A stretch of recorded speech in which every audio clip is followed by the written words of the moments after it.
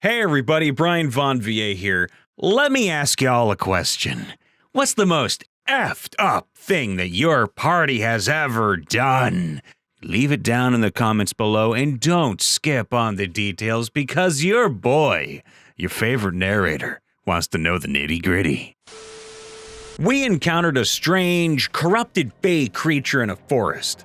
Only one of our characters, the paladin, spoke Sylvan. So he translated between the creature and our party.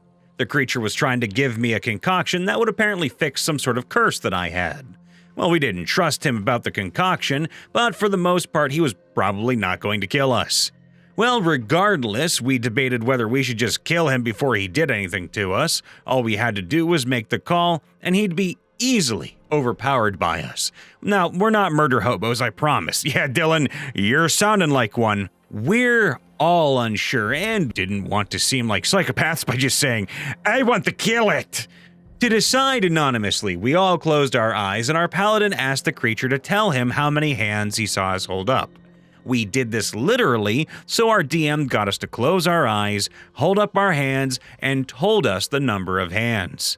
The creature didn't have any context for what the hands meant because it didn't understand common, but it told the paladin that all of the party members put their hands up. We all cracked up laughing at our collective cruelty, and the creature unknowingly signed its own death order by counting hands. Question, paladins, they don't just randomly kill things, correct? So, did you become an oathbreaker? You can tell us. Had an Oath of Vengeance paladin torture an NPC who was a plot hook big bad evil guy for an apology. Remember kids, lawful good doesn't mean lawful nice. I just had this question prior and now I'm being answered. My Goliath Path of the Zealot Barbarian made an unwinnable bet with bandits who were trying to rob him involving a hammer that only he could lift, on the condition that if they could lift it, he would hand over his gold. But if they failed, one of them died and the rest watched. Yes, I Negan'd a bandit, and the leader was Glenn, if you catch my drift. Now, in that same vein, the warlock of the party used an immovable rod with 2 pillars to pin an NPC down and hold him by the mouth, which would silence any verbal components to the ritual spell the NPC was trying to cast.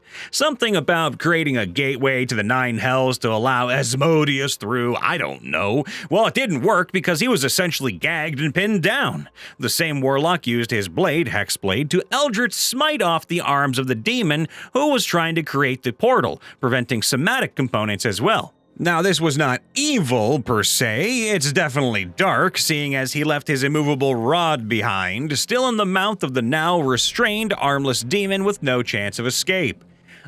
Why didn't you just put him down, man? We all need to know that, too. My party turned one of our greatest enemies into their opposite alignment by force. What?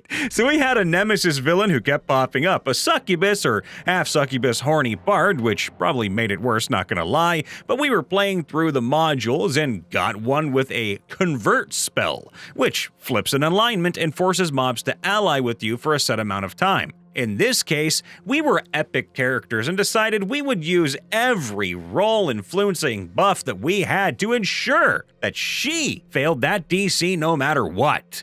She was turned good and immediately regretted every single action she made in her lifetime. Possibly the evilest thing we could have done, in my opinion, was giving the creature multiple lifetimes of being forced to atone for the things that she'd done.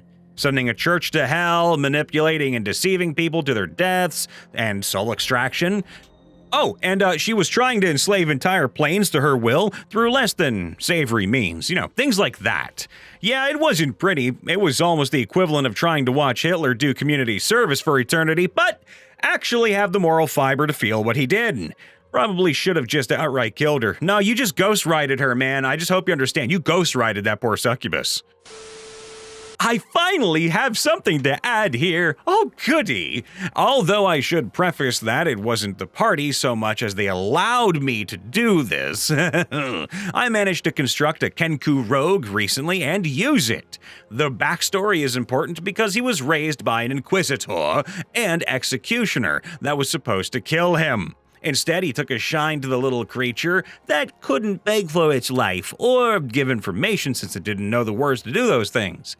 Unbeknownst to the party, Ka, not inventive, but he also didn't name himself, had actually killed his adoptive father, and I let that detail slide out after this. We had captured this knight, but he was not cooperating, so we were going to amp up the interrogation using a circle of truth. Well, Ka stepped in and recited a phrase he had heard his old master say thousands of times.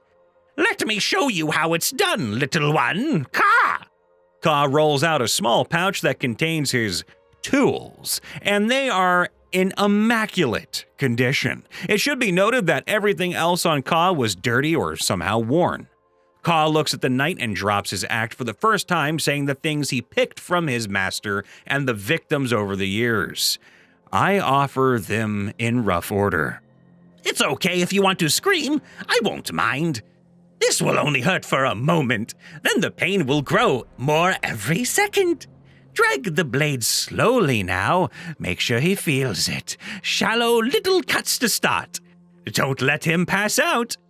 Please, I have a family. Quah, quah, I have a family. Ha ha! I'll tell you everything. Tell me everything. Let me go. Does it hurt? Quah, tell me how much." And basically, this is all said in a mocking, high-pitched warble like a crow. The party was in shock, both in and out of character. This little Kenku had just dropped his facade and turned into a sadist before finishing the night off with a deep slice to the throat while saying, "Ah, look at the nice mess you made." I got challenged to make an evil character, and I think I successfully met the mark. The Batman Rogue Gallery just called. They want Zaz back. My kobold paladin of vengeance who hates humans, planning to secretly assist Dragon Cult in mass murder. Before that happens, however, Party Human Hexblade murders 17 innocent people because he got pickpocketed. Party Kenku Cleric vaporizes 5 children with 1 guiding bolt because it hit the subject of a ritual. Didn't feel sorry.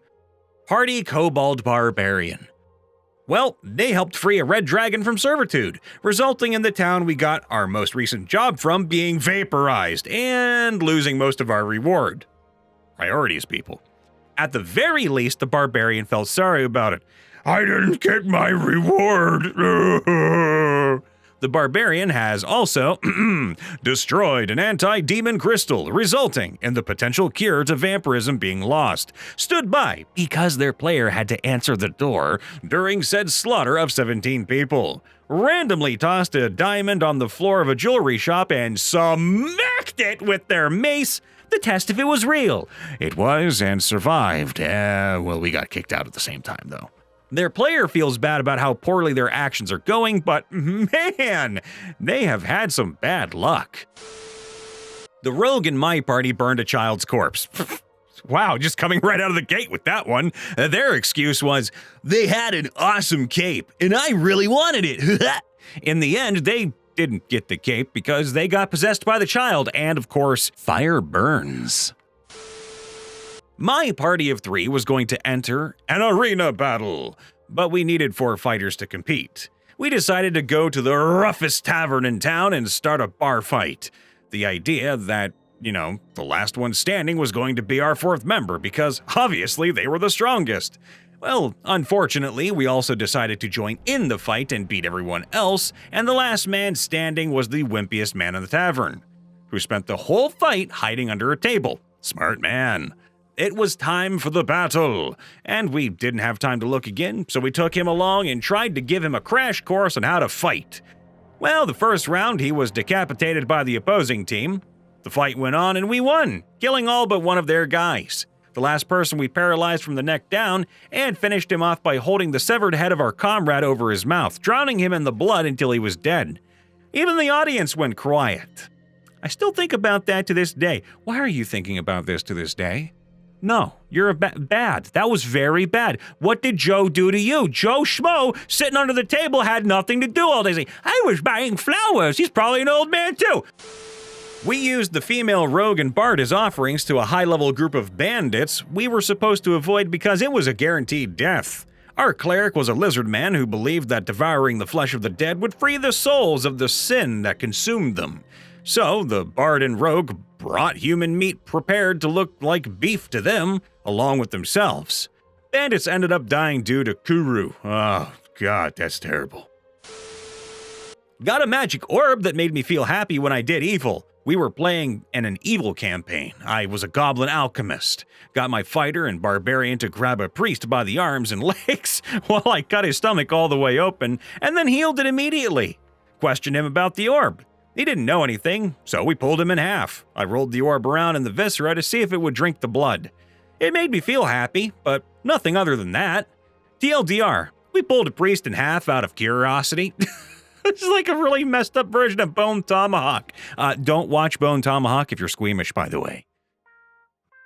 Hey everybody, Brian Von VA checking in after the vid. Please make sure to leave a like, subscribe, ring that bell, and of course, in the comments below, my little goblin children I love so much, leave a comment telling us what the most effed up thing your party has ever done, and it might make it into a video, or it might make you on a most wanted list. Depends on how bad it gets. Either way, we love you all. Please be safe, happy, and healthy, and we'll see you next time. Bye for now.